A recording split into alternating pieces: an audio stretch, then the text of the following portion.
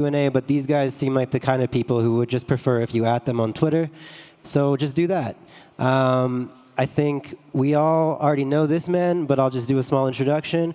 Professor at Cornell and Cornell Tech, Juels, and he's going to be talking to you about what happens when AIs and protocols become a problem.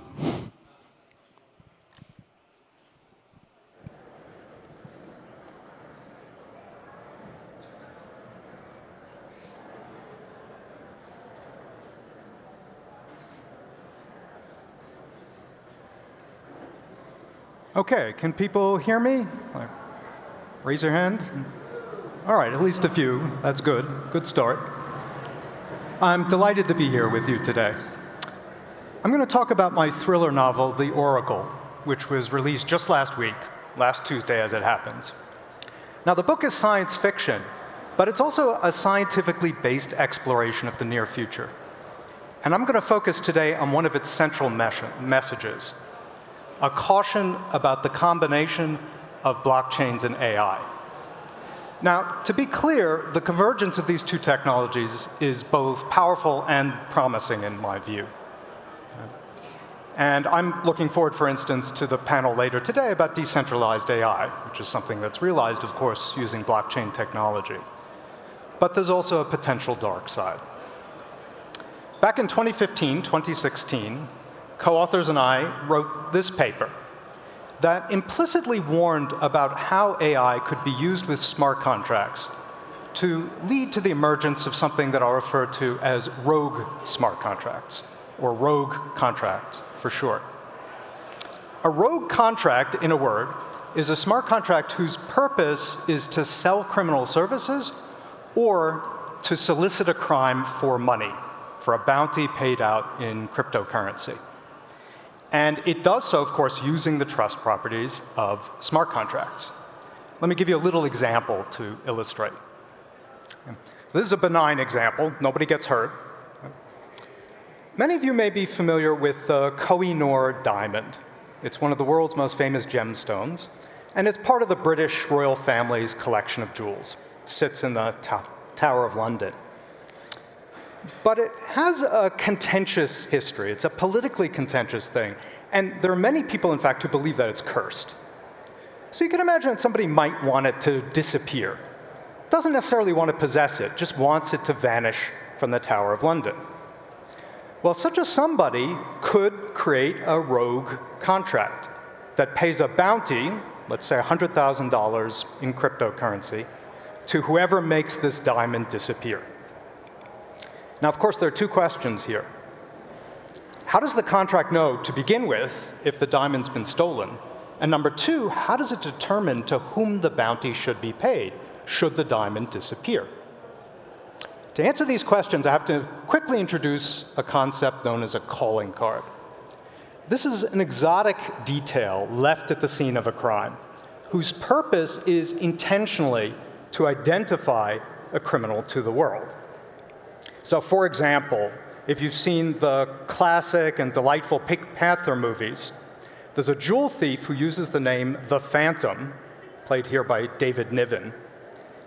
And his calling card is a glove monogrammed with the letter P, which stands for Phantom, of course. So if a jewel disappears and this glove is found at the scene of the crime, everyone knows that the theft was committed by the Phantom. Okay. With that concept in mind, I can show you how a rogue contract would work for this particular scenario.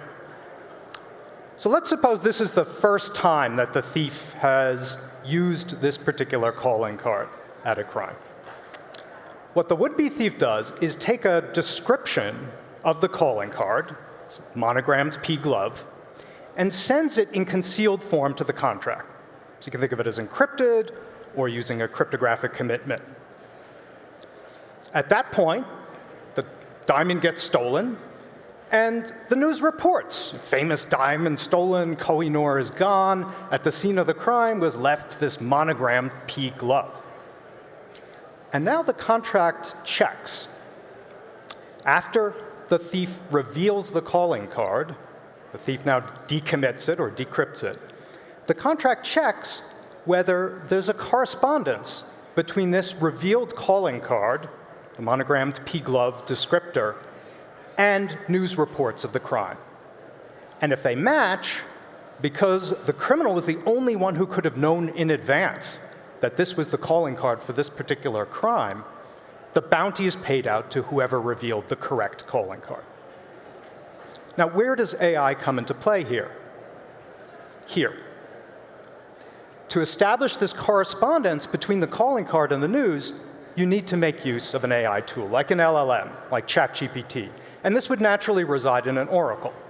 So the contract would pose to the oracle the question, do the news reports match the calling card? And if the LLM says yes, the bounty is paid, as I showed. I've left out a lot of details, of course. But knowing how smart contracts work, what you can appreciate is that all this can be done without the person who offered the bounty and the thief having to trust one another or ever having met. And this is what makes rogue contracts potentially so dangerous.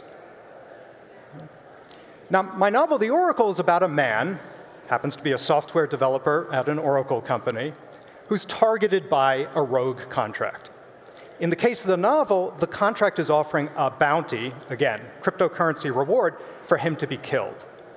And of course, a suitably coded smart contract is in principle unstoppable. So our hero's faced with this unstoppable force and essentially an impossible task to terminate the smart contract. This is the crux of the novel, and this, of course, is what makes it a thriller. I want to make a few remarks. First, rogue contracts of the type that I described are technically feasible, thanks to the advent of ChatGPT and other powerful LLMs. But happily, they're not possible with today's infrastructure. We have time. Not possible yet. Okay? So the novel is, among other things, a cautionary tale about the future of blockchains and AI. It's also worth taking stock of the bigger picture. Right? We all worry about rogue AI, by which I mean this Godzilla-like thing that's somehow going to escape into the real world and go on a rampage. For example, one of the nightmare scenarios would be an AI agent gaining control of a weapons system, an autonomous weapons system, or somehow seizing control of cyber-physical infrastructure, like autonomous vehicles. But there's a vector of escape that many of us overlook, and that is the financial system. Godzilla with a wallet, if you will. Because if you can control money, you can impact the tangible world in ways good and bad. And the scenario that I described, for instance, becomes possible. So we have to ask ourselves, what should we try to do about rogue AI accessing crypto assets? Well, oracles are going to facilitate LLM use. And if we're not careful, potentially can facilitate it in the scenario that I described. But they'll play another role. Oracles are going to act as gatekeepers between AI tools and blockchain assets. So we can potentially flip the scenario that I described on its head and instead ask how oracles can enforce AI safety when it comes to crypto assets. And this is something that my colleagues at Chainlink Labs and in academia and I are taking very seriously and are starting to explore. And something that I hope others like you will also give serious thought to. That's it for my talk. If you'd like to learn more about my novel, it's a website, URL, and QR code there. And I'll be offering complimentary books and signing books, if you like, at the Chainlink booth later this afternoon. And I'm looking forward to seeing you there. Thank you.